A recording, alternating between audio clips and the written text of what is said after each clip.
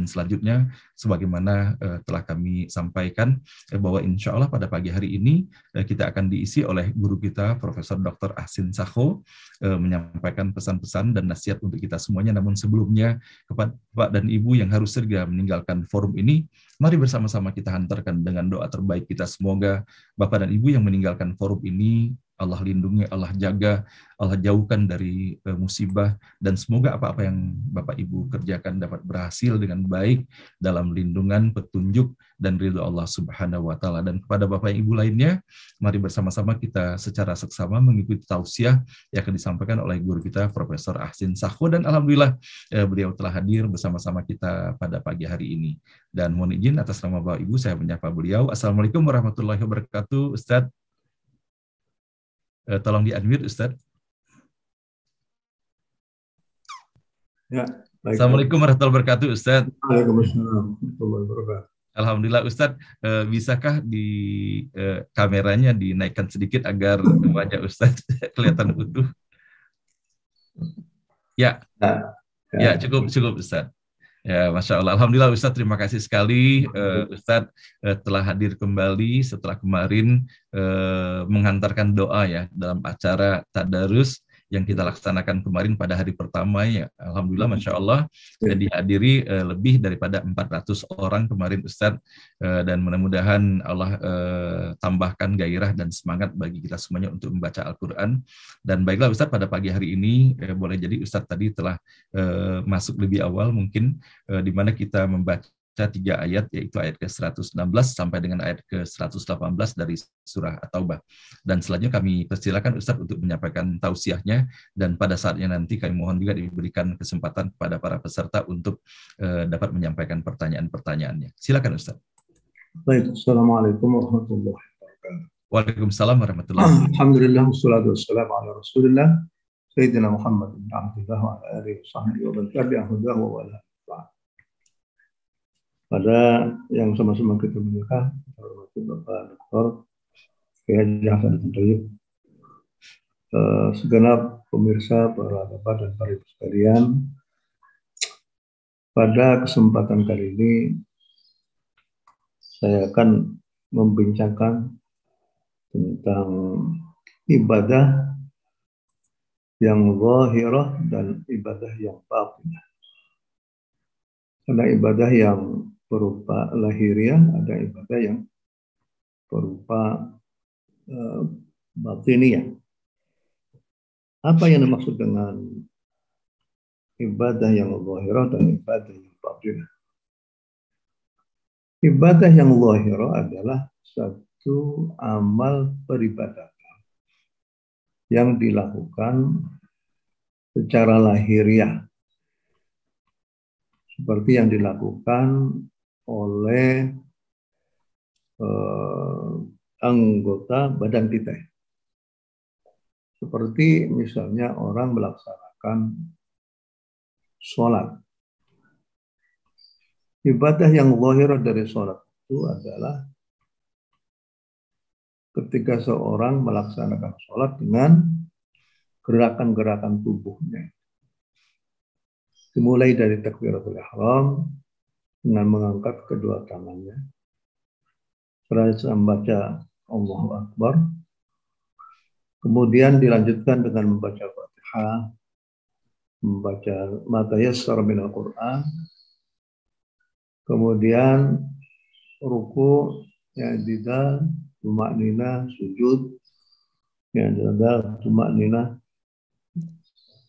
dan sampai membaca tahiyat, dan pada akhirnya mengucapkan salam dengan menolehkan badan kita ke kanan, wajah kita ke kanan dan kemudian yang ke kiri. Ini namanya apa? Ibadah yang zahir. Kalau seandainya misalnya kita melaksanakan zakat, ibadah yang zahirahnya adalah ketika kita mentransfer zakat kita kepada orang lain, ataupun kita membawa harta benda untuk diberikan kepada orang lain, fakir miskin yang mustahik. Ataupun misalnya pada zakat fitrah, misalnya kita membawa beras 3 kilo untuk kita berikan kepada, itu namanya ibadah yang zahir. Begitu juga dengan haji. Haji itu ketika orang bertalbiyah labbaik Allahumma labbaik, ya, itu juga sampai tawaf, bersa'i dan lain sebagainya. Itu namanya ibadah-ibadah yang zahir. Ibadah yang zahir itu diperlukan, ya, diperlukan agar supaya kita selaku hamba Allah Subhanahu wa taala bisa memperlihatkan diri kita, ya, memperlihatkan diri kita dengan gerakan-gerakan anggota tubuh kita itu, sehingga akhirnya bisa dilihat oleh orang lain, apalagi oleh Allah Subhanahu wa taala. Jadi ini adalah merupakan ibadah yang zahir. Ibadah zahir ini di sini adalah domainnya ilmu fikih, ya, domainnya ilmu fikih.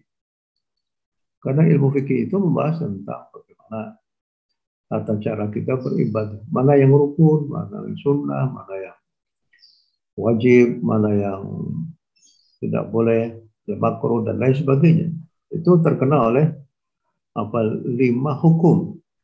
Hukum wajib, hukum sunnah, ada mubah, ada haram, ada makruh. Itu terkena oleh hukum semacam ini. Ini harus dilakukan. Nabi kita Muhammad SAW sendiri itu melakukan hal seperti itu sebagai contoh kepada umatnya. Beginilah caranya kita beribadah kepada Allah.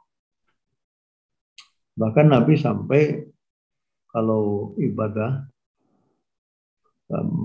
salat malam itu sampai kakinya memperlihatkan. Artinya itulah yang dilakukan oleh Nabi. Ini sesuatu yang harus dilakukan. Ada lagi yang namanya ibadah yang batin, ibadah yang rohiyah. Jadi ada kulit, ada isi, seperti ada kulit, ada isi. Yang kulit itu yang tadi itu ibadah yang zahir. Dan itu harus kita lakukan. Tidak boleh kita mengatakan, wah, itu kan sekedar kulit saja, tidak bisa. Kita harus betul-betul melaksanakan ibadah yang zahir sesuai dengan ketentuan hukumnya. Kalau ibadah yang batin itu adalah ibadah ruhiyah yang merupakan inti daripada tujuan seorang itu melaksanakan ibadahnya. Jadi ibadah yang zahir itu, ya, untuk bisa menarik, ya, diri menuju kepada ibadah yang batin, menarik diri untuk menuju kepada ibadah yang batin.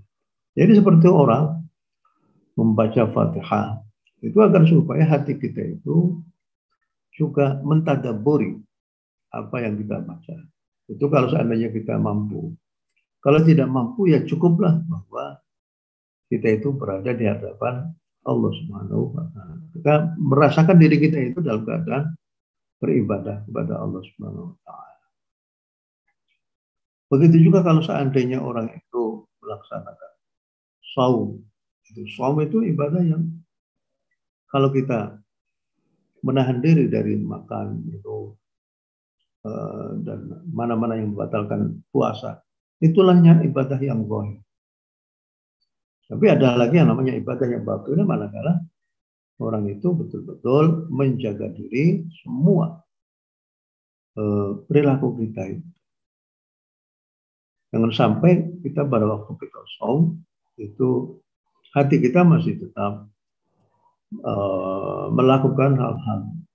melakukan hal-hal yang tidak baik. Ya. Seperti orang pendendam, orang dengki, orang hasud, orang riya, dan lain sebagainya. Itu ibadah yang batinnya itu hanya Allah saja yang tahu. Ya, hanya Allah. Tapi pengaruh daripada ibadah yang batin itu akan ada pada jiwa kita masing-masing.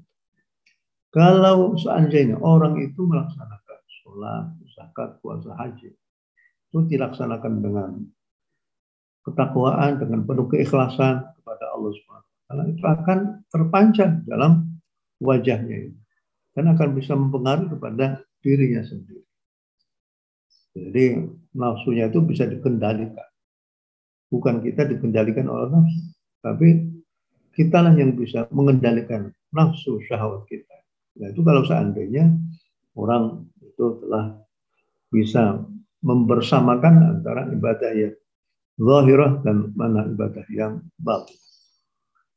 Salah satu contoh bagaimana Nabi itu memberikan pandangan tentang dua ibadah ini. Kata Nabi, kam min sha'im laisa lahu min siyamihi illa ju' wal 'atash. Banyak sekali orang yang berpuasa, tapi yang dihasilkan dari puasanya itu adalah lapar dan dahaga. Itu saja yang dia dapatkan. Hasilnya itu cuma lapar dan dahaga. Tapi dia tidak mendapatkan intisari daripada disyariatkan shaum, itu mempertebal keimanan kita dan menambahkan ketakwaan kita kepada Allah Subhanahu wa taala. Artinya apa?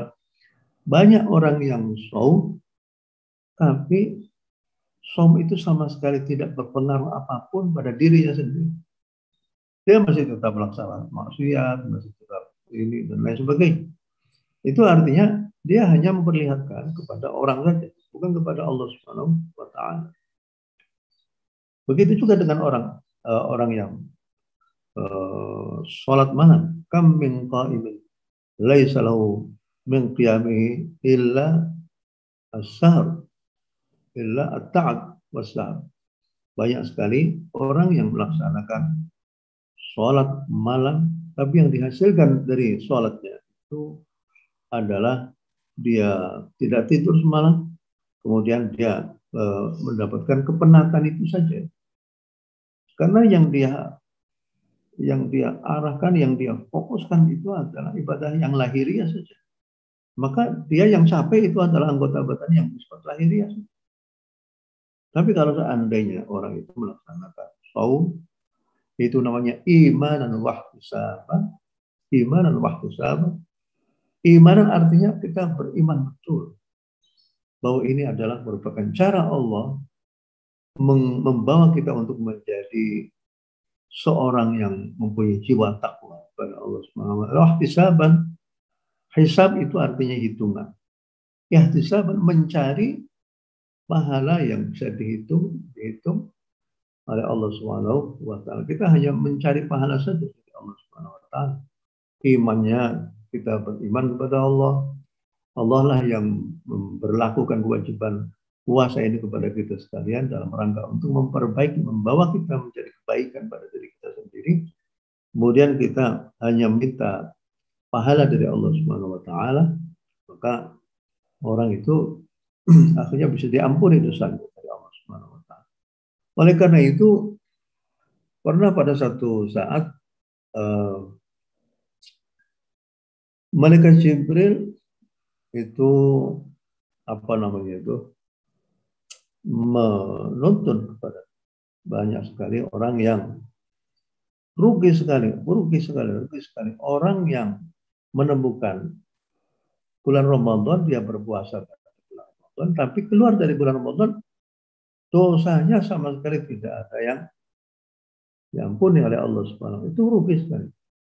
Ya. Jadi kharaja ilam walam yughfar lah.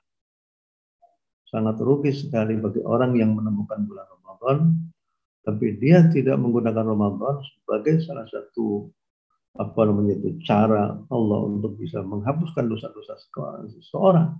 Ternyata antara bulan Ramadan dengan biasa itu sama saja.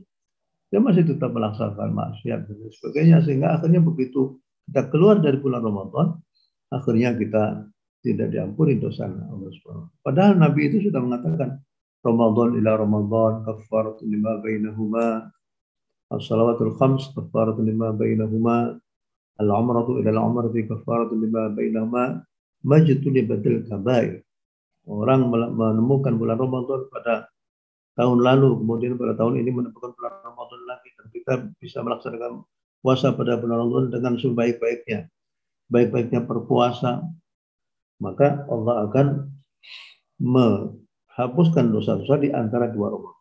Orang yang berumrah, ya, orang yang berumrah. Ini Pak Dr. Hasanuddin sudah umrah setelahnya pandemi itu belum? Pak Hasanuddin. Sudah umrah belum ini? Terakhir itu seminggu sebelum pandemi, Ustadz. Setelah itu belum lagi. Mudah-mudahan nanti ada kesempatannya, insya Allah. Bersama ini, semoga bersama Ustadz ini bersama Mahsin, insya Allah. Itulah al-umratu ila al-umrati kafaratun lima bain. Majtuniya bil kabair. Selama seorang itu menghindarkan diri dari dosa-dosa yang besar. Nah, ini para pemirsa yang beriman, bahwa marilah kita bersama-sama pada waktu kita melaksanakan ibadah-ibadah yang fardu maupun ibadah-ibadah yang sunnah, kita juga bisa mengetahui, kita bisa merenungkan diri apa di balik adanya pemberlakuan kewajiban satu ibadah. Kalau kita melaksanakan sholat, kira-kira apa falsafah daripada sholat? Kalau kita melaksanakan saum, apa falsafah di balik? Apa kira-kira adab dan tata krama orang yang melaksanakan saum, orang yang melakukan sholat? Begitu juga pada korban. Nah, ada korban itu adalah ada ibadah yang bersifat lahiriah, yaitu kita bisa menyembelih binatang ternak yang kita. Allah berfirman, la yanalallaha luhumuha wala dima'uha walakin yanaluhu taqwa minkum. La yanalallaha luhumuha.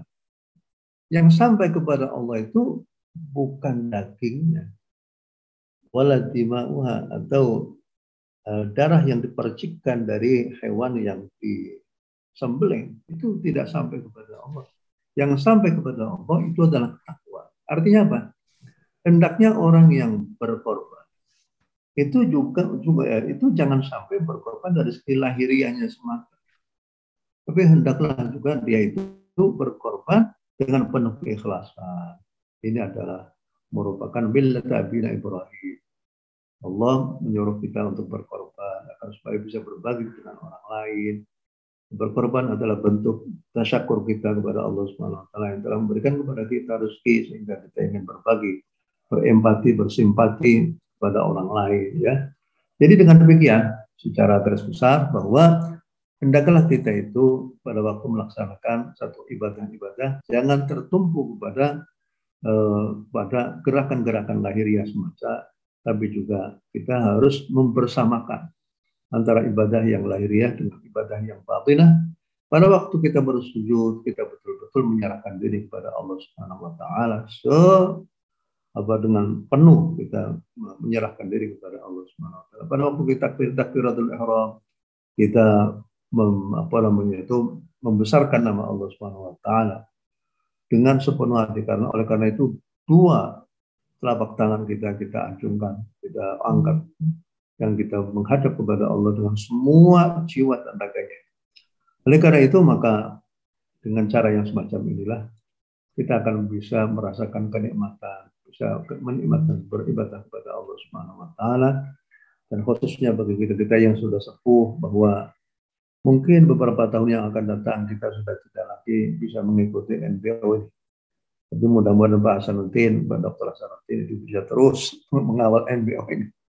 Amin. Sampai kapanpun juga. Amin, ini merupakan satu kegiatan yang sangat bermanfaat sekali dan bisa diikuti oleh banyak sekali para pemirsa yang beriman. Ini merupakan salah satu sumbangan NBO untuk bangsa Indonesia.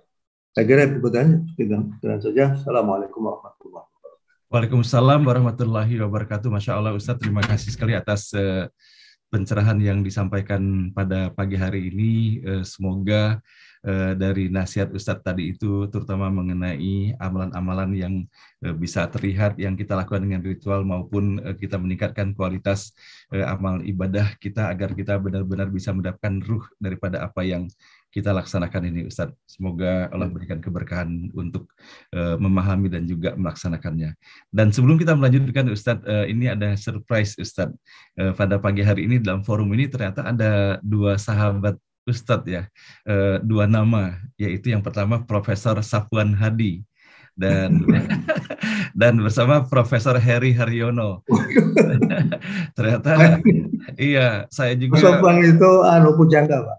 Iya, Masya Allah. Jadi saya juga kan ketidaktahuan saya, Ustadz. Saya baru belakangan ini menyadari bahwa keduanya ini adalah merupakan guru-guru besar, seorang ilmuwan yang rendah hatinya dan hadir dalam forum ini. Dan yang pertama Pak Safwan Hadi, beliau ingin menyapa Ustadz. Kami mohon kesediaan Pak Safwan Hadi untuk dapat mengunmute-kan audionya. Assalamualaikum Pak Safwan Hadi. Alhamdulillah. Assalamualaikum Pak Ustadz Hasin. Assalamualaikum warahmatullahi wabarakatuh. Senang ini pujangga, ini pujangga Pak. Baik, nanti bisa nimbrung ya sama Pak Bu Fatulur sama Pak. Alhamdulillah. Ya, terima kasih Pak Safwan ya, dan Ustadz, kami sampaikan bahwa beliau baru saja beberapa waktu yang lalu sharing ya di dalam forum ini, terutama mengenai oceanografi ya, Prof. Safwan ya. Dan yang berikutnya nanti ternyata sahabat dari Prof. Asin juga adalah ini Prof. Heri Haryono ya, namun saya belum melihat beliau hadir pada pagi hari ini. Dan mudah-mudahan dengan semakin banyaknya guru-guru kita dalam forum ini, mudah-mudahan makin kaya juga materi yang disampaikan dalam forum. Terima kasih Prof. Safwan atas kehadirannya, dan kita akan lanjutkan dengan pertanyaan-pertanyaan yang disampaikan oleh para peserta pada pagi hari ini. Dan apabila ada puisi disampaikan di akhir acara ini, boleh juga nanti Prof. Safwan ya. Tunggu. Oke. Baik Ustadz, sekarang kita beranjak Ustadz ya kepada pertanyaan yang dihantarkan di dalam forum ini, baik yang disampaikan dalam ini message untuk everyone maupun yang kami dapati apabila ada pertanyaan yang disampaikan melalui direct message. Nah, yang pertama Ustadz, ini kemarin ada juga pertanyaan yang disampaikan di kolom chat, tapi waktu terbatas juga sehingga tidak memungkinkan. Mohon diberikan kemantapan kembali Ustadz, bahwa di dalam membaca Al-Quran itu kan ada yang lancar membacanya, ada yang setengah lancar, ada juga yang belum lancar. Dan kemudian di dalam membaca bersama-sama itu, apakah fadilah ataukah pahala yang diberikan kepada yang membaca dan yang menyimak dengan baik itu kira-kira sama gitu Ustadz. Itu mohon diberikan pencerahan, dikarenakan di dalam kita melaksanakan ngaji bareng tadarus ini kan hanya dibacakan oleh satu orang secara bergantian, sedangkan peserta lainnya hanya mengikuti dalam hal ini ada yang mengikuti dengan membaca, dengan turut melantunkannya, ada juga yang menyimak saja bahwa ayat-ayat itu dibaca seperti apa dan secara seksama. Kira-kira bagaimana Ustadz ganjaran yang diberikan kepada masing-masing ini, mohon pencerahannya. Baik, terima kasih. Ini Pak Dr. Hasanuddin, Pak Heri Haryono itu pakar kebumian. Jadi bisa mengetahui dahulu di situ pernah terjadi gempa bumi. Itu dilihat dari batu-batu yang ada di situ. Itu bisa dihitung ini berapa ratus tahun yang lalu terjadi. Jadi ini ada dua pakar. Yang kita semuanya banyak mengambil tafsir Kementerian Agama, mengambil banyak dari dua pakar itu dan lain-lainnya. Kalau Profesor Sofwan itu tentang kelautan. Jadi tanya tentang hal-hal yang berkaitan dengan kelautan itu Profesor Sofwan ini. Tapi sekarang ini Profesor Sofwan sudah menjadi pujangga, penyair pujangga. Dan itu selalu ditunggu-tunggu ya sajak-sajaknya ataupun pantuan Profesor Heri Haryono. Sekarang sudah di Timur Pak. Timur untuk ya memeta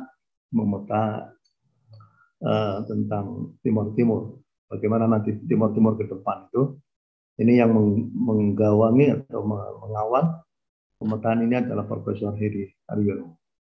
Itu Barakatul Quran Al-Karim. Baik. Para hadirin-hadirat sekalian, orang yang mempunyai niat baik untuk berinteraksi dengan Al-Quran, itu semuanya akan mendapatkan apresiasi dari Allah Subhanahu wa Ta'ala. Kalau orang mendengarkan bacaan Quran saja, itu mendapatkan pahala. Wa idza quri'al Qur'an fastami'u lahu wa ansitu la'allakum turhamun. Apabila Al-Quran dibacakan, maka dengarkanlah dengan seksama, la'allakum turhamun, agar supaya kamu mendapatkan curahan rahmat dari Allah Subhanahu. Itu baru mendengarkan. Tapi bukan mendengar, tapi mendengarkan, ya, dengan seksama. Kemudian apabila orang itu hanya melihat mushaf saja, itu merupakan satu ibadah. Dengan syarat dia menghayati ini adalah merupakan kalam Allah yang tertera pada. Melihat mushafnya saja itu ibadah, seperti orang melihat Ka'bah dengan kebesarannya gitu. Kemudian orang kalau seandainya membaca Al-Quran itu walaupun dengan terbata-bata, itu sudah mendapatkan dua pahala. Yaitu pahala terbata-batanya, kangelannya itu, kesusahnya dia itu. Yang kedua membacanya itu sendiri. Kata Nabi, al-mahiru bil Quran as-safartu ikramil barakah. Orang yang mahir dalam membaca Al-Quran, maka dia akan tingkatnya itu adalah bersama dengan orang-orang, para malaikat-malaikat yang mulia-mulia itu. Walladzi yaqra'ul Quran wa yatata'u alaihi, orang yang membaca Al-Quran dan terbata-bata, maka dia akan mendapatkan dua pahala. Orang baca Al-Quran, satu huruf itu diberi pahala oleh Allah dengan satu kebaikan, dan satu kebaikan dilipat gandakan secara otomatis sampai 10 kebaikan. Bayangkan apabila satu Quran itu terdapat 321.000 huruf, ya, seperti NBO ini, ya, selalu membaca Al-Quran itu berapa itu? Dari awal sampai sekarang sudah juz 10 Pak ya, sampai taubat ini. Yes, 10 itu sudah berapa huruf? Itu baru membaca seperti itu. Apalagi kalau seandainya ditadabburi, membacanya dengan tartil, ya, seperti yang dilakukan oleh Pak Hasanuddin dengan Ibu Tabib Syawal. Itu membacanya dengan tadabbur akan berkualitas, dan ini sudah tentu pahalanya semakin berlipat. Nah sekarang, kalau seandainya orang itu berkumpul di dalam satu majelis, kemudian membaca Al-Quran, apakah membaca sendiri-sendiri ataupun membaca bersama-sama, itu semuanya mendapatkan pahala dari Allah Subhanahu wa Ta'ala.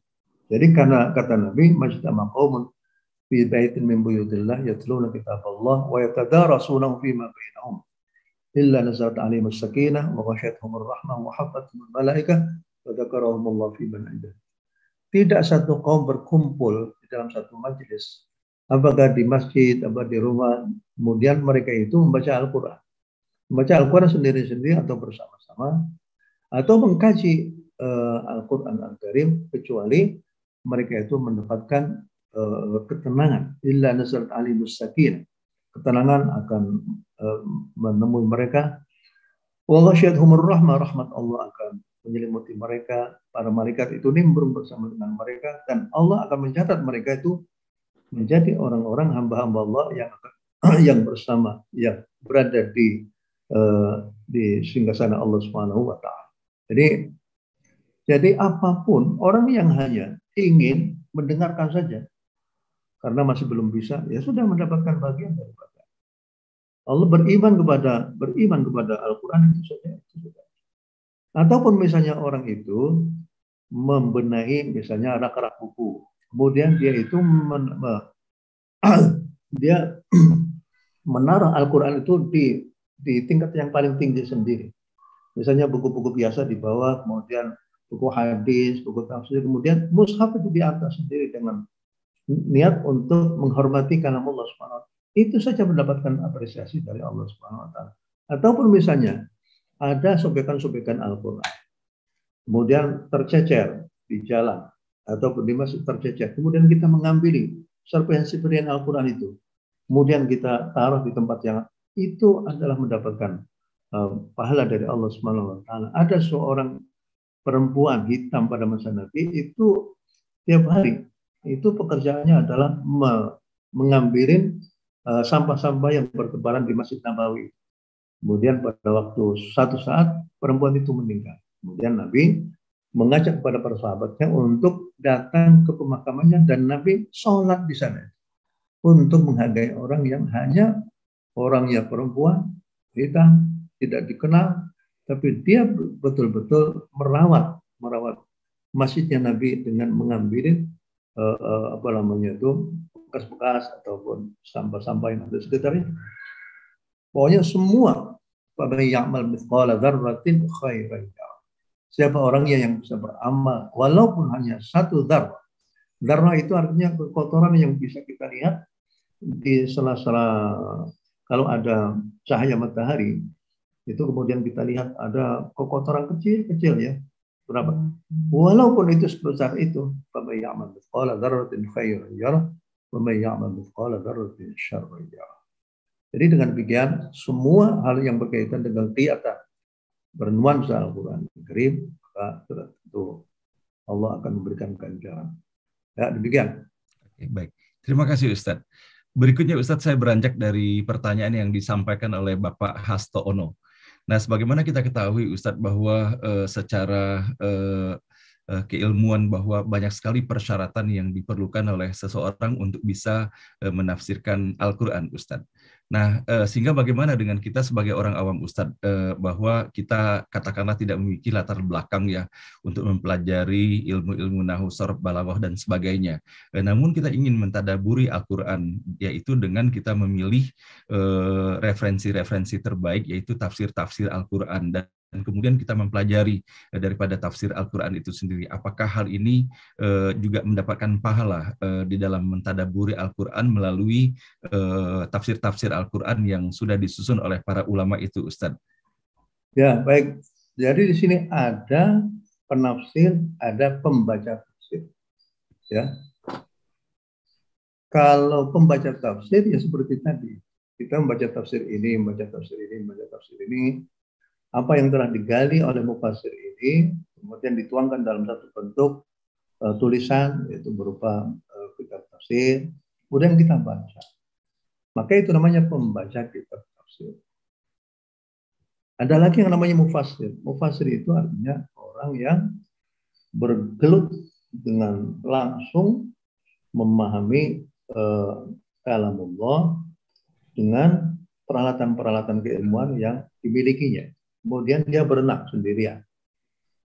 Jadi kalau orang pembaca kitab tafsir itu seperti orang yang telah mendapatkan ikan yang sudah ada di pantai, yang sudah dicari oleh nelayan. Nelayan itu ada nelayan yang kecil, ada nelayan pertengahan, ada nelayan yang ahli. Bagi nelayan yang kecil, maka dia akan membawa peralatan yaitu berupa jalan ataupun pancing gitu aja. Maka dapatnya sedikit. Tapi kalau seandainya nelayan itu membawa peralatan yang agak besar lagi, perahunya agak besar dengan peralatan yang lebih besar lagi, maka dia akan mendapatkan banyak sekali. Begitu juga manakala orang itu menggunakan peralatan pakai satelit, pakai apa segala, maka sudah tentu dia tahu mana itu tempat-tempat ikan yang banyak, tempat ikan yang paling bagus. Maka begitu juga dengan orang menggali tafsir. Kalau kita ini tidak mempunyai peralatan-peralatan yang memadai untuk menggali isi kandungan Al-Quran Karim, ya cukuplah kita itu membaca hasil tangkapan dari para mufassir yang ada seperti ini. Seperti apakah misalnya tafsir Jalalain, ya, Jalalain Mahal gitu. Kemudian tafsir Al-Manar, tafsir Al-Maraghi, tafsir Al-Bahr Al-Muhit, tafsir Al-Baydawi, tafsir Al-Gharnati, dan ratusan kitab tafsir ya, itu adalah hasil dari tanggapan para mufassir pada masa lalu itu. Jadi dengan demikian kita bolehlah kita tadabbur melalui kitab-kitab tafsir yang ada, dan sudah tentu kita perlu bertanya kepada orang-orang yang ahli, gimana nih Ustaz dengan tafsir ini, kira-kira bagaimana? Karena tafsir-tafsir yang ada itu ada tafsir-tafsir yang mu'tabar. Tafsir yang mu'tabar artinya tafsir yang ditulis oleh Ahlussunnah wal Jamaah. Tapi ada juga tafsir-tafsir yang menurut orang Ahlussunnah wal Jamaah itu kurang begitu mu'tabar. Karena apa? Karena dia telah menakwilkan Al-Quran dengan seenaknya sendiri. Dia mempunyai pendapat sendiri, kemudian dia itu ingin agar supaya pendapatnya itu mendapatkan penguatan daripada Al-Quran. Karena dia itu mencari ayat suci Al-Quran, kemudian dia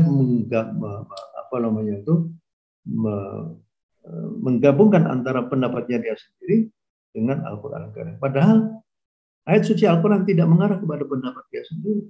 Nah, ini yang semacam ini adalah merupakan satu perilaku yang tidak bisa diterima, karena menafsirkan Al-Quran berarti itulah kata Allah Subhanahu wa Ta'ala. Oleh karena itulah maka seorang mufassir, kata Imam Syafi'i, harus membawa peralatan berupa 15 ilmu. Ada ilmu istiqaq, asal usul kata, kemudian lughahnya, kemudian setelahnya itu tentang ilmu nahwu dan sharaf, ilmu ma'ani, badi' dan bayan, kemudian ilmu asbabun nuzul, ilmu nasikh dan mansukh, ilmu fikih, ilmu usul fikih, hadis-hadis yang berkaitan dengan itu dan lain sebagainya. Itu semuanya harus dimiliki oleh orang. Ada 15. Yang 15 itu adalah ketakwaan kepada Allah Subhanahu wa Ta'ala. Karena lain, orang yang mempunyai hati yang jernih, hati yang takwa, pada waktu dia itu melihat melihat Al-Quran Karim, maka yang terlihat itu adalah mutiara-mutiara yang berkilauan, yang sangat indah sekali bagi orang yang bertakwa kepada Allah Subhanahu wa Ta'ala.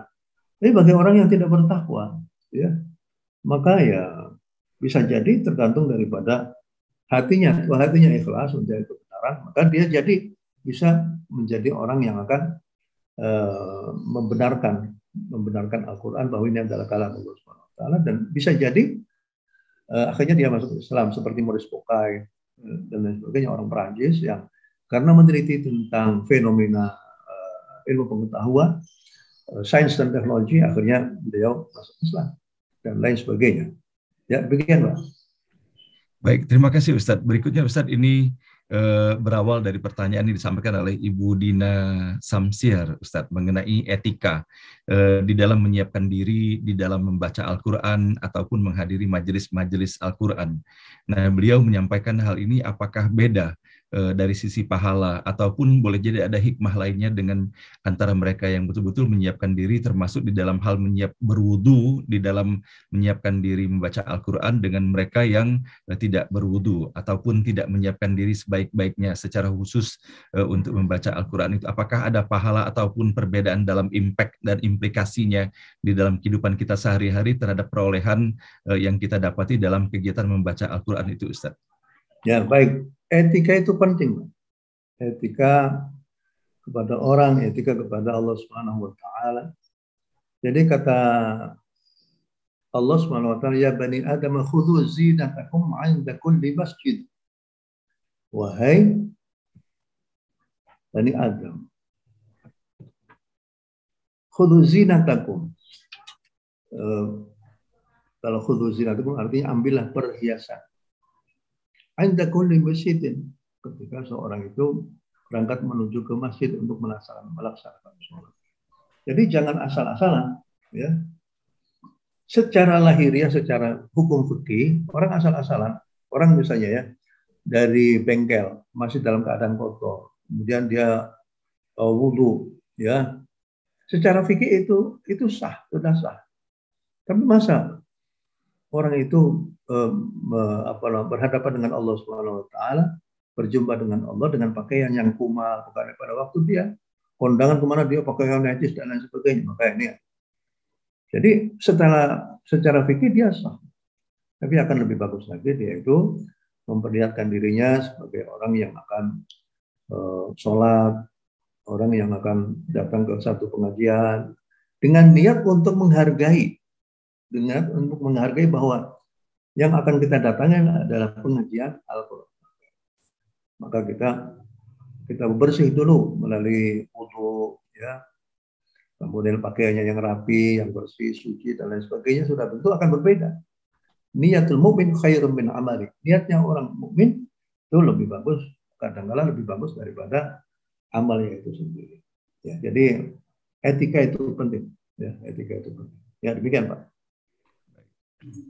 Baik, terima kasih Ustadz atas penjelasannya, dan sepertinya pertanyaan yang disampaikan di dalam kolom chat ini sudah tidak ada lagi terkait dengan Al-Quran ataupun pertanyaan yang lainnya. Dan bila Ustadz berkenan, boleh jadi para peserta, oh ini ada Ustadz. Ini saya mencoba membaca ini dari Ibu Yani Agung. Mohon bertanya Ustadz, saat ikut tadarusan Al-Quran, bacaan kami atau tidak belum bisa secepat ataupun bisa mengikuti secara seksama secara seksama atas apa yang dibacakan, sehingga sebaiknya cukup mendengar dengan khusyuk atau boleh ikut baca meskipun kami membacanya tidak utuh, karena kadang-kadang ketika membaca sudah tertinggal daripada ayat yang sudah dibaca. Nah, sehingga bagaimana agar di dalam kegiatan tadarus itu bisa mendapatkan hasil yang maksimal gitu Ustadz, dalam artian bahwa seperti yang Ustadz sampaikan tadi itu dari sisi pahala dan keberkahannya lebih tinggi. Apakah ketika kita misalnya tidak bisa mengikuti bacaan itu secara utuh sehingga kita konsekuensinya sepotong-sepotong, ataukah kita lebih baik secara seksama menyimak saja mengikuti ayat-ayat yang dibaca gitu Ustadz? Mohon pencerahannya. Ya, baik. Sebagai imam pembaca, yang bagus adalah membacanya dengan tartil, seperti yang dilakukan oleh Pak Dr. Hasanuddin itu. Jadi tartil, sehingga orang yang masih belum lancar itu bisa mengikutinya. Ya. Jadi kita lihat di dalam cara membaca Al-Quran itu kan ada 3. Ada kecepatan yang sangat lambat sekali, ya sekitar kalau antara 30 ya, 30 jalan 30, 40 itu. Ada yang jalannya 60, 70. Ada yang jalannya 100. Kalau yang jalannya lambat itu namanya martabatul tahqiq. Kalau yang sedang martabatnya tadwir. Kalau yang agak cepat itu namanya had. Semuanya bisa. Nah, bagi imam bacaan yang membaca dan mengawal ataupun yang mengimami bacaan Yasin itu, hendaklah membacanya dengan tartil agar supaya jamaah-jamaah yang masih belum mampu itu bisa mengikutinya, belum mampu secara cepat ataupun lancar itu. Nah, bagaimana kalau seandainya orang itu tidak begitu lancar? Ini ada 2 pilihan. Imma mendengarkan dan melihat sendiri mushafnya. Ini kalau ayat ini dibacanya demikian, sehingga pada waktu dia mendengarkan, dia bisa mendapatkan ilmu pengetahuannya dengan cara membacanya. Oh, kalau ini dibacanya begini, kalau ini dibacanya. Ataupun juga dia itu bisa mengikuti apa yang bisa dia lakukan tanpa mengeluarkan suaranya. Kalau mengeluarkan suara, sementara ayatnya sudah ayat ke-8, kita masih berada di ayat 1, 2, 3. Ya, tidak apa-apa juga, asal kita membaca seperti itu. Ataupun ataupun hanya mendengarkan saja juga bagus. Makanya kata Nabi, kun aliman, au muta'alliman, au mustami'an, au muhibban. Jadilah kamu itu menjadi orang yang alim. Kalau tidak bisa, maka jadilah menjadi orang yang muta'allim, orang yang sedang belajar. Kalau juga masih belum bisa, maka hendaklah kita menjadi mustami'an, orang yang mendengarkan saja, ya. Atau muhibban, orang yang yang mencintai satu majelis. Dan kita mau ikut nimbrung di sana saja, itu bagus. Artinya dia telah mencatatkan diri di dalam buku absennya bahwa dia adalah termasuk orang yang masuk dalam majelis itu. Nanti pada hari kiamat, nanti buku absennya akan diperiksa oleh malaikat. Oh, ini kamu nggak pernah baca ya? Iya, tapi kan saya kan sudah nyatat di dalam buku absen saya. Jadi dia termasuk orang yang selalu hadir dalam. Jadi jangan sampai orang yang tidak bisa membaca Al-Quran dia itu merasa minder apa. Enggak apa. Allah itu murah-murah saja. Mereka apapun. Walaupun dia itu muhibban, orang yang muhibban. Dia nggak bisa baca Quran, tapi dia ikut merapihkan tempat jalannya majelis. Dia ikut membawakan apa namanya itu tehnya, kopinya untuk beroleh. Itu seperti itu saja sudah bagus. Kun aliman, au muta'alliman, au mustami'an, au muhibban. Jadilah kamu orang yang alim, atau menjadi orang yang belajar, ataupun orang yang mendengarkan saja, ataupun orang yang mencintai satu majelis taklim. Ya, saya kira begitu Pak. Semuanya akan mendapatkan apresiasi dari Allah Subhanahu wa Ta'ala. Ya, demikian. Masya Allah Ustaz, betapa luasnya ya keleluasan yang Allah berikan ya, dari aliman, muta'alliman, kemudian mustami'an dan muhibban, dan insya Allah mudah-mudahan kita termasuk dalam kategori ini Ustadz. Dan Ustadz, kalau seandainya dengan melakukan ilmiah, pertanyaan ikut dari beliau seperti ini, berarti kita kalau seandainya yang membaca hatam Al-Quran juga Ustadz ya. Selalu membaca ayat-ayat panjang seperti surah Al-Baqarah. Apa ya? Ada ya, yang ada di message. Ini Ustadz, ini yang berikutnya dari Pak Joyce Bijaksono. Mohon bertanya, ada imam sholat yang selalu membaca ayat-ayat panjang seperti surah Al-Baqarah, namun di tengah bacaan lupa sehingga berhenti sejenak. Sehingga ada yang mengingatkan yang membaca mushaf dari belakang sehingga jamaah kurang khusyuk. Mohon penjelasan Ustadz. Ya, baik. Jadi memang orang kalau sudah jadi imam, itu berbeda kalau seandainya dia membaca Quran sendiri. Kalau jadi imam itu kan, ya perasaannya gimana gitu. Yang tadinya sudah dibaca berkali-kali, ternyata lupa juga itu. Jadi kalau seandainya dia lupa, itu seperti sahabat Ali dulu. Sahabat Ali pintar juga itu. Sahabat Ali itu pernah lupa pada waktu menjadi imam sholat, ya lupa. Makanya sahabat Ali itu melangkah, misalnya dari ayat 9, kemudian lompat menuju kepada ayat yang ke-11. Mungkin pada waktu jeda ataupun pada waktu ruku itu sahabat Ali itu mikir juga yang lupa itu apa. Nah begitu kembali lagi ke rakaat yang kedua, ayat yang lupa itu akhirnya bisa teringat kembali. Maka sahabat Ali mengulangi lagi seperti itu. Tapi ada juga yang namanya itu tambih, ya, fatah. Istilah orang Arab itu yaftah. Yaftah membukakan ayat yang tadi lupa itu mana. Jadi dengan cara orang yang ada di belakangnya itu mengingatkan ayat yang tertinggal itu adalah ayat ini. Itu di mana dilakukan sampai di Masjidil Haram. Masjidil Haram di belakang imam itu ada orang-orang yang ahli, yang hafal Quran juga. Jadi walaupun tidak melihat mushaf, orang yang ada di belakang imam itu akhirnya bisa memberikan bisa mengingatkan bahwa ayat yang tertinggal tadi adalah ayatnya ini. Jadi bagus sekali, nggak apa-apa seperti itu. Dan yang kedua adalah masalah membaca surah Al-Baqarah yang panjang-panjang.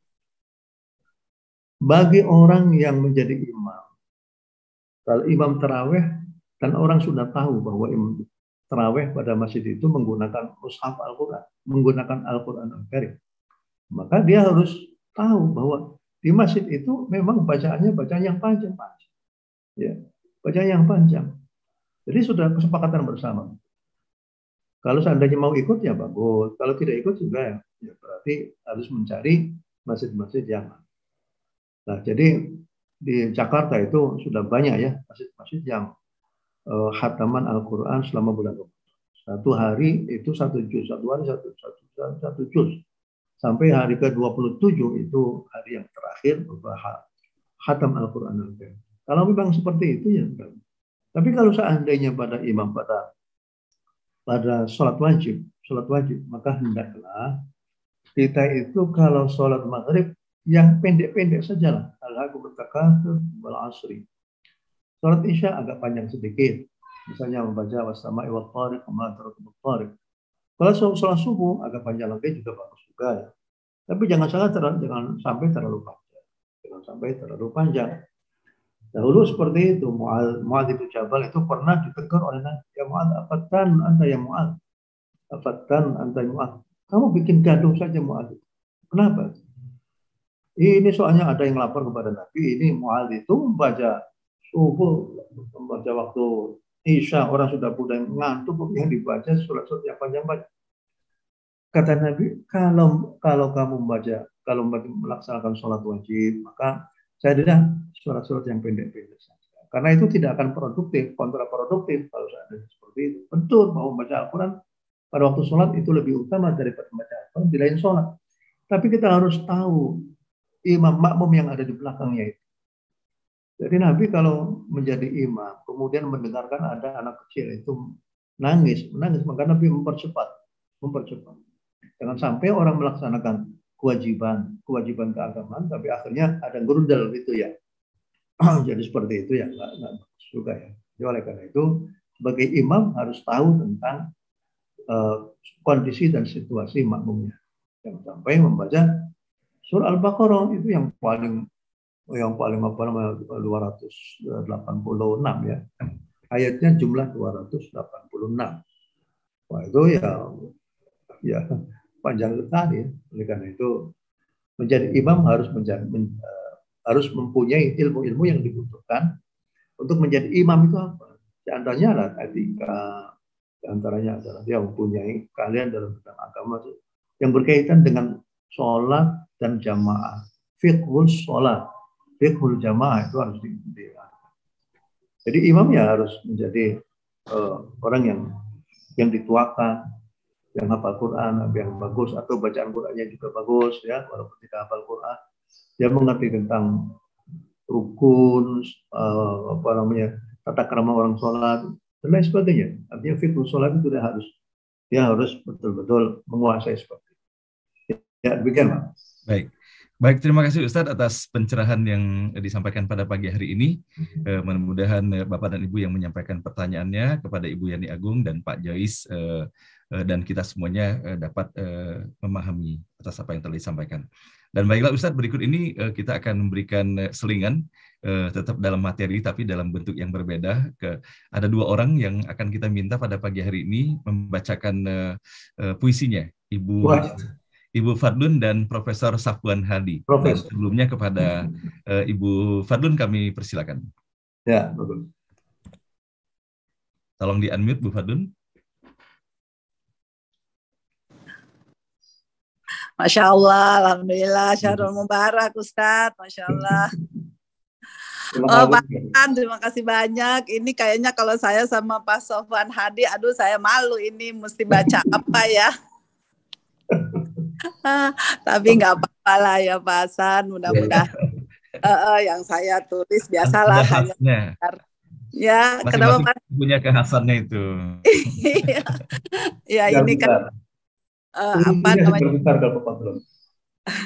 bahkan orang berceramah langsung bikin puisi. Iya, tapi pengen jadi Pak Safwan Hadi juga Ustadz. Iya. Mudah-mudahan menyusul. Ya, baik. Bismillahirrahmanirrahim. Imanan wahtisaban. Ibadah bukan hanya gerak tubuh, sementara isi kepalamu tak bersama hatimu. Ibadah bukan hanya menahan lapar, sementara embermu tetap kosong, perutmu tetap keroncong. Menulis bukan sekedar huruf dan tinta, tapi jejak-jejak tinta yang menghasilkan cerita. Tanpa cerita tak guna tinta, tak guna kertas. Yang tuli bukan telinga, yang buta bukan mata. Hatimu cahaya imanmu. Jangan jadikan ibadahmu bagaikan debu yang tertumpuk perlahan tapi beterbangan ditiup tanpa bekas, tanpa tujuan.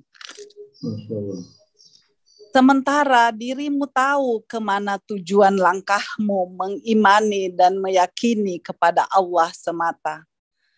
Sementara dirimu tahu di mana dia berada.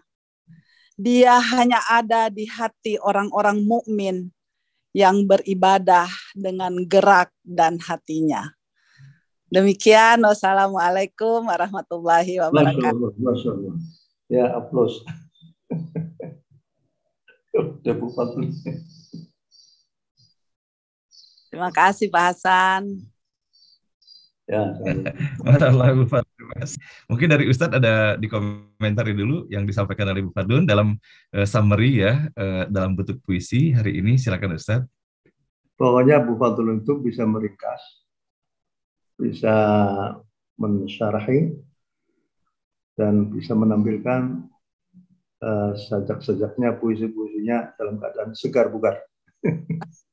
Jadi tidak menunggu sampai datang di rumah. Oke, alhamdulillah barakah ya. Terima kasih Bu Fadlun selalu Barakallahu sharing ya dalam acara Profesor Ahsin Sakho.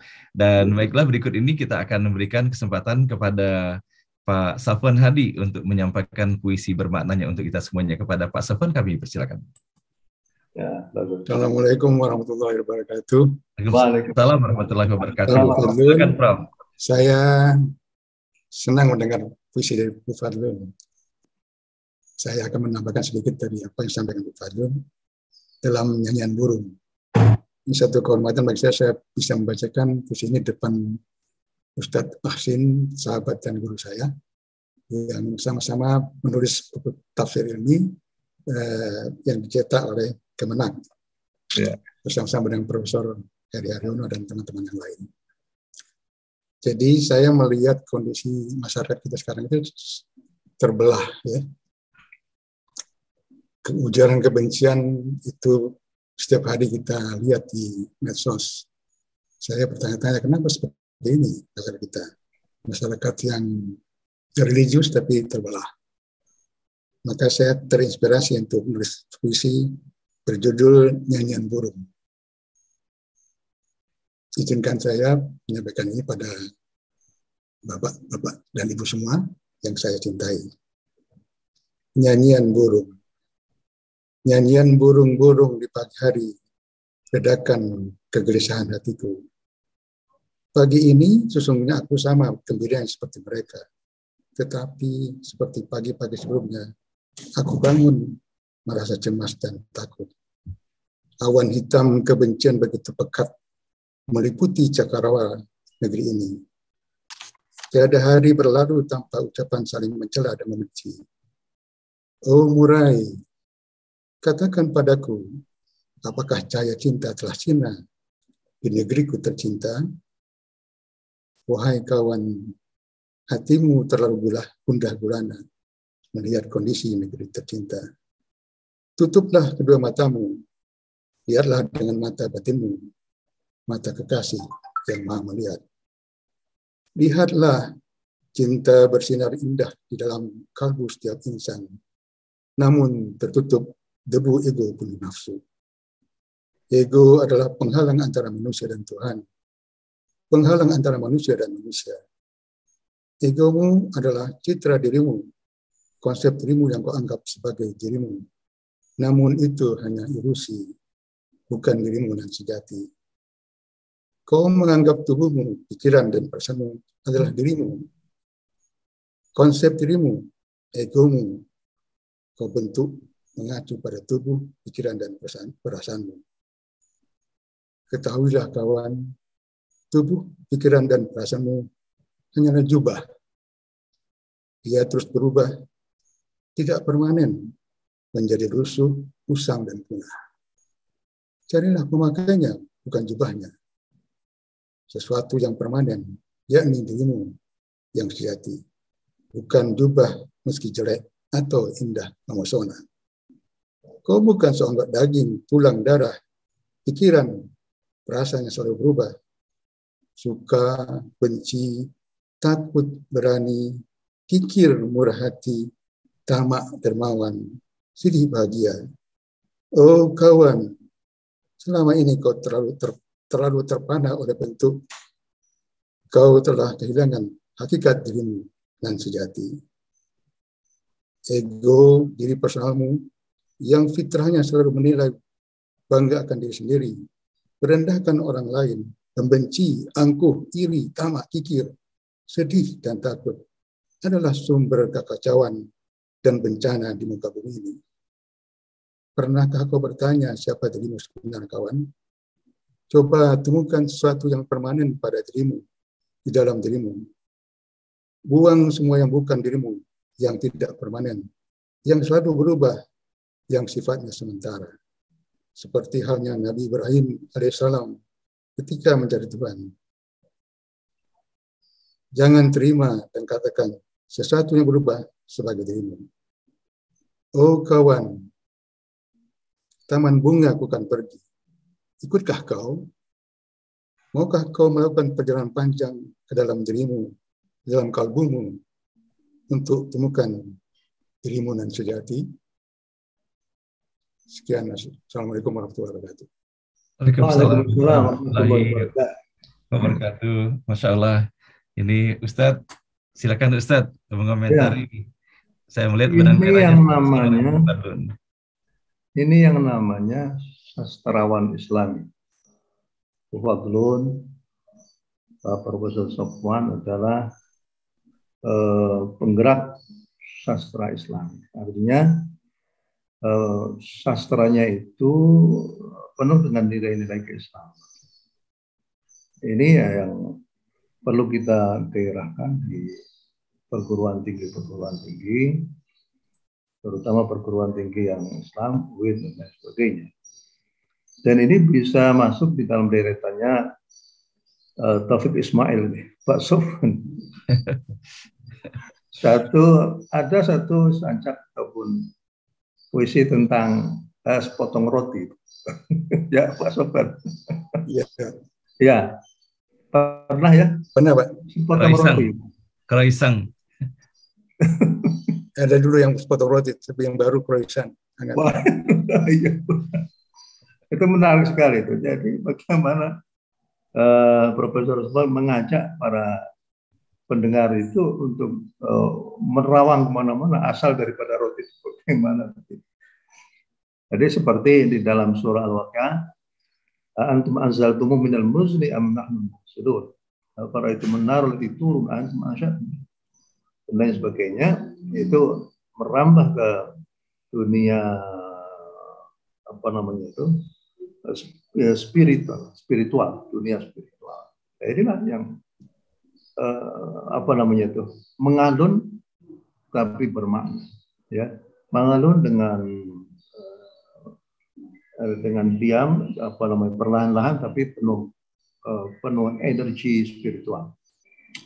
Nah ini saya kira perlu banyak orang-orang yang semacam ini. Profesor Sofwan sekarang kita anggap sebagai budayawan penyair Islam. Dulu ada organisasi apa namanya Al-Adab Al-Islam, sastra Islam. Sastra Islam itu adalah sastra yang di dalamnya penuh dengan nilai-nilai keislaman. Ya. Jadi karena sastra itu kan merupakan hasil perenungan dari seseorang, kemudian nilainya itu diambilkan dari nilai-nilai yang ada di dalam Islam itu sendiri. Ya. Ya, kalau bisa nanti Pak Dr. Hasanuddin masukkan ini Pak Dr. Sofyan ya. Sofwan ini, Profesor Sofwan ini ikut nimbrung bersama di NPO ini. Dan akhirnya semakin banyak ya kita bergabung, baik dari ahli kelautan. Jadi bisa saja, misalnya Profesor Sofwan ditanya tentang bagaimana tuh, katanya di dalam segara lautan itu ada ombak-ombak lagi, ada misalnya ada air, ada api dan lain sebagainya. Ini bagiannya kalau nanti Pak Dr. Hasanuddin membaca ayat-ayat yang berkaitan dengan kelautan. Jadi tolong panggil juga Pak Profesor Sofwan untuk bisa menjelaskan. Nanti untuk yang berkaitan dengan geologi itu tolong nanti Pak Profesor Heri Haryono itu dipanggil di sini menjelaskan tentang persoalan-persoalan. Ya, demikian. Terima kasih Pak Sofwan. Terima kasih Ustadz dan juga kepada Prof. Safwan Hadi. Dan dalam pertemuan yang lalu, Ustadz, kami sudah membicarakan dalam forum ini dengan semakin banyaknya ilmuwan hadir sebagai peserta NBO ini, dan sehingga atas izin dan rahmat Allah kepingin sekali rasanya apabila para ilmuwan ini berkumpul nanti sehingga bisa membuat semacam tulisan bagaimana Al-Quran dan sains ya sesuai dengan bidang keilmuan masing-masing ini agar hal ini bisa memperkaya khazanah pengetahuan dan pemahaman para peserta di NBO ini. Insya Allah mohon doanya Ustadz, dan saya kira memang pada saatnya ketika kita mendapatkan ayat-ayat yang terkait dengan sains, kita minta juga nanti para ilmuwan ini untuk memberikan komentarnya. Terima kasih Ustadz. Sedikit Pak Sarudin. Ya Ustadz. Sementara ini Pak Sarudin itu kan membaca dengan urutan ayat ya. Ya Ustaz. Kalau mengikuti urutan ayat, kita masih di surat Taubah. Rasanya masih lama menunggu ayat yang berkaitan dengan sains dan teknologi. Iya. Maka bagaimana kalau seandainya pada suatu saat Pak Dr. Hasanuddin membacakan ayat-ayat yang berkaitan dengan kelautan misalnya, tuh. Kalau ada Pak Profesor Sofwan bisa tampil. Kalau nunggu masih lama lagi itu Pak. Karena kebanyakan ayat-ayat yang berdimensi sains dan teknologi adanya pada surah-surah Makkiyah. Ya. Sementara kita sudah Madaniyah nih. Ya seperti surat Taubah itu Madaniyah. Kemudian surat Al-Anfal itu juga isinya perang itu. Jadi untuk menantikan ulasan uraian dari Profesor Sofwan rasanya masih lama. Jadi bisa jadi diselang-selingi Pak.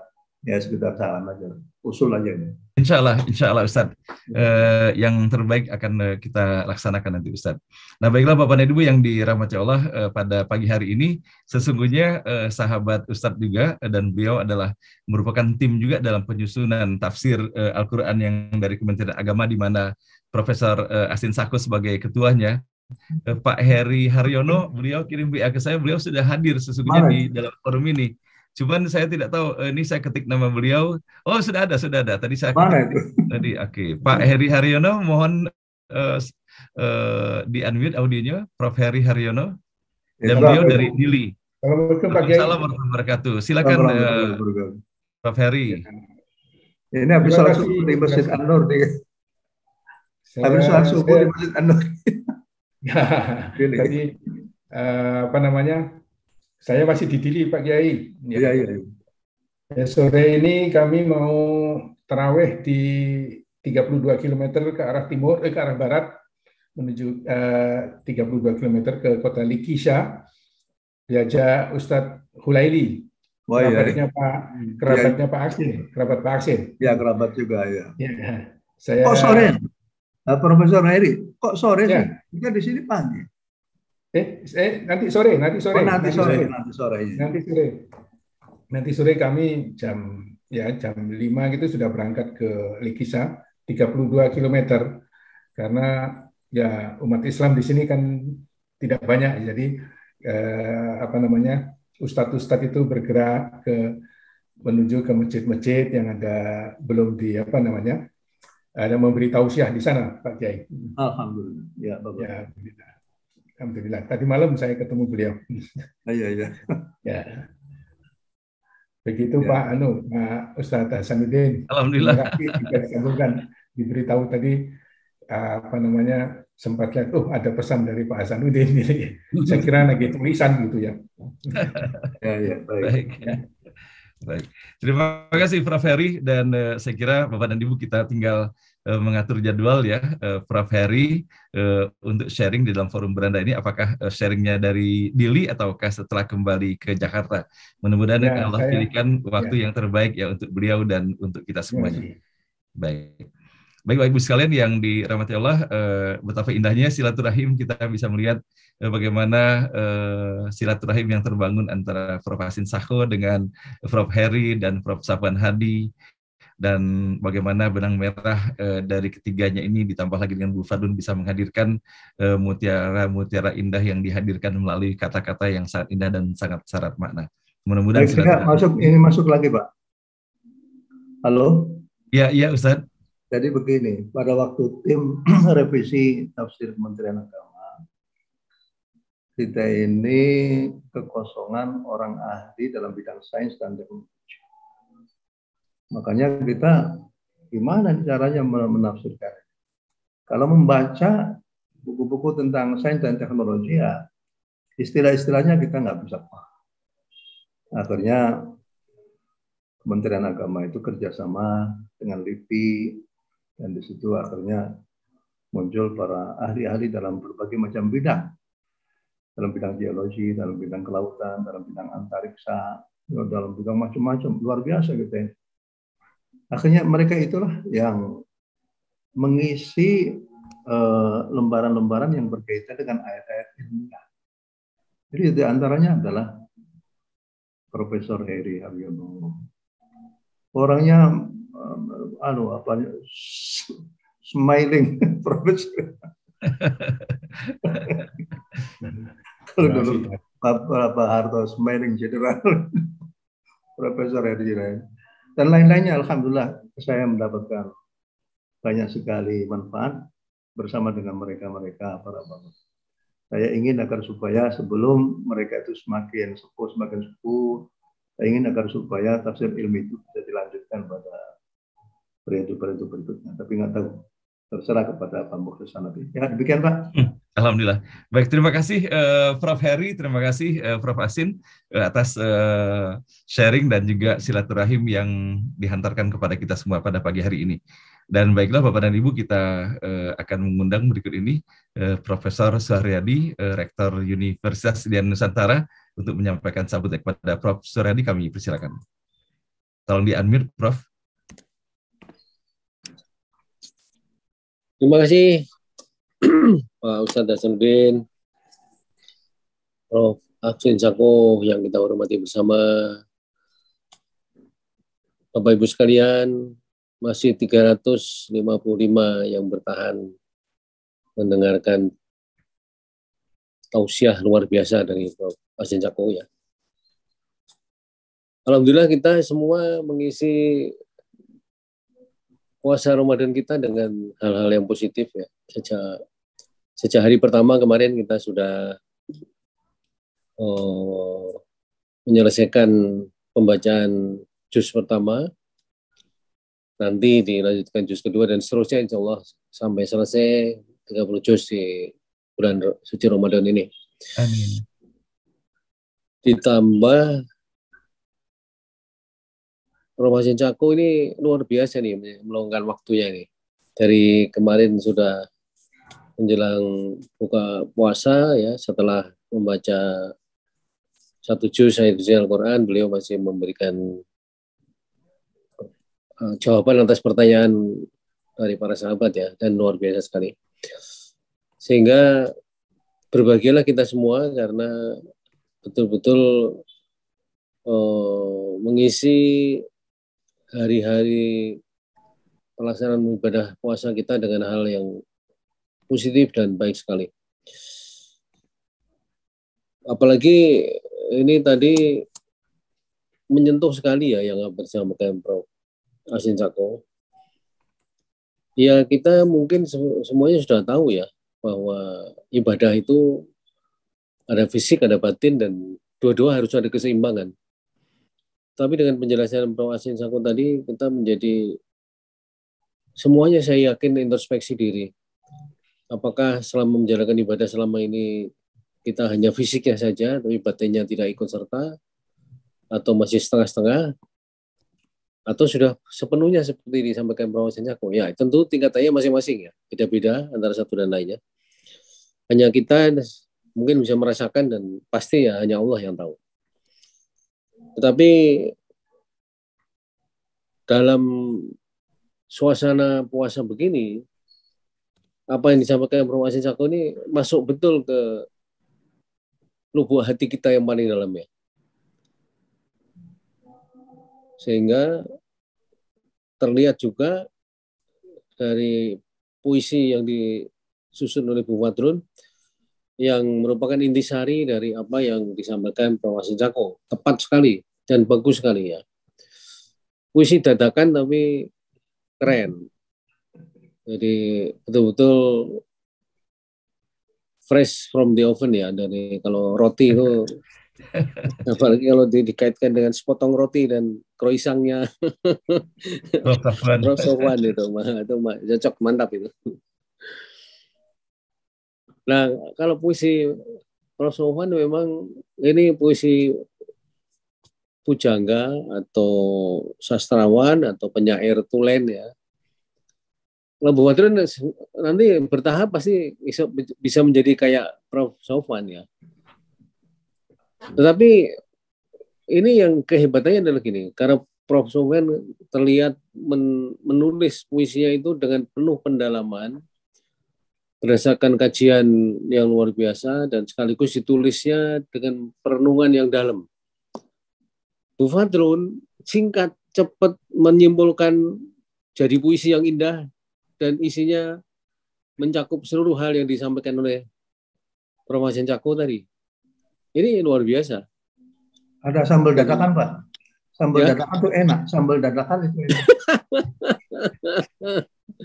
Lebih enak sambal dadakan. Tapi sambal yang wayu atau udah lama pun kalau nyimpannya bagus juga enak, Pak. Nah, terus kita disuguhi lagi Prof. Heri Haryono yang menjalankan ibadah puasa sambil syiar agama di Dili dan sekitarnya ya. Saya melihat pada waktu beliau dulu menyapa kita dari Dili, udah lama juga di Dili beliau. Dan ini the smiling Ustadz, Pak. Pak Harto di Smiling General, ini Smiling Ustadz. Dan Pak Sakuti juga Smiling Ustadz. Pak Hasan juga sama. Jadi sebenarnya Ustadz yang penuh selalu dengan senyum-senyum khasnya masing-masing gitu ya. Itu membawa ceria bagi kita semua ya. Kita jadi ikut tersenyum lah. Jadi semua 335 yang masih hadir ini semua juga tersenyum melihat senyum manisnya Prof. Hasin Cakko, Pak Hasanuddin, Prof. Haryono. Dan saya kira dengan gayanya pun Prof. Sofyan Hadi juga murah senyum gitu. Ya, jadi semuanya kita murah senyum, dan saya kira penting bagi kita semua untuk bisa meniru ya. Bagaimana senyuman itu juga ibadah loh. Prof. Hasin Cakko ya. Jadi senyuman dengan setulus hati, tidak hanya senyum tapi lamisan. Kan banyak senyum lamisan ya.